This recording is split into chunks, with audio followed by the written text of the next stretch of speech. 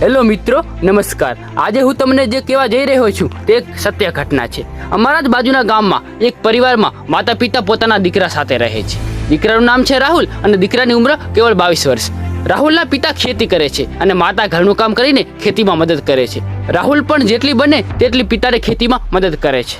રાહુલના પિતાએ રાહુલને પોતાની પાસે પૈસાની તંગી હોવા છતાં પણ ખૂબ જ ભણાવ્યો અને રાહુલે પોતાનું ભણતર પૂરું કર્યું।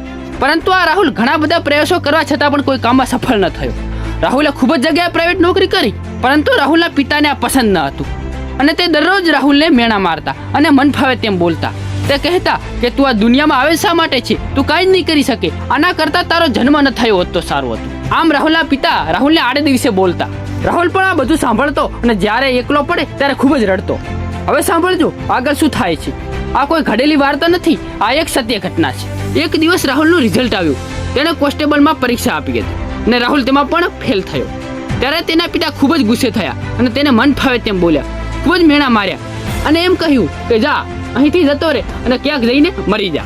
પિતા રાહુલને નફરત નતા કરતા, પરંતુ ગુસ્સો કરી અને મેણા મારીને તે રાહુલને સફળ કરવા માંગતા હતા। હવે પિતાએ રાહુલને મરવાનું કહ્યું ત્યારે રાહુલને ખૂબ જ ગુસ્સો આવ્યો અને તે પોતાના ઘરેથી બાઇક લઈને ક્યાંક નીકળી ગયો। સાંજ પડતા દીકરો ન આવતા માતા પિતાને ખૂબ જ ચિંતા થઈ। આખા ગામમાં ગોત્યો પણ દીકરો ક્યાં મળ્યો નહીં અને છેવટે તે સગાવાલામાં ફોન કર્યા અને સગાવાલામાં ફોન કરતા તેમને જાણ થઈ કે દીકરો પોતાના મામાના ઘેર ગયો છે। હવે આગળ સાંભળજો શું થાય છે।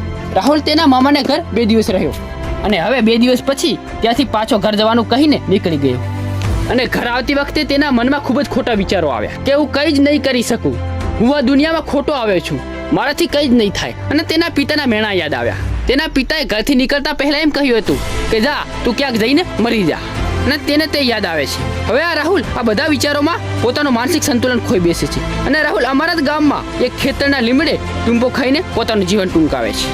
હવે રાહુલના પિતા રાહુલને નફરત તો નતા કરતા, પરંતુ દીકરાને સફળ કરવા માટે મેણા મારતા, પરંતુ દીકરાને મેણા અતિશય વધી જતા ખોટા વિચારે આત્મહત્યાનું પગલું ભરાયું। આમ સત્ય ઘટનાથી હું તમને એવું જ કહેવા માંગુ છું કે તમે પણ તમારા બાળકને મેણા ટોણા મારજો, પણ એટલા બધા ન મારતા કે તમારા બાળકને રાહુલની જેમ આ પગલું ભરવું પડે। ધન્યવાદ।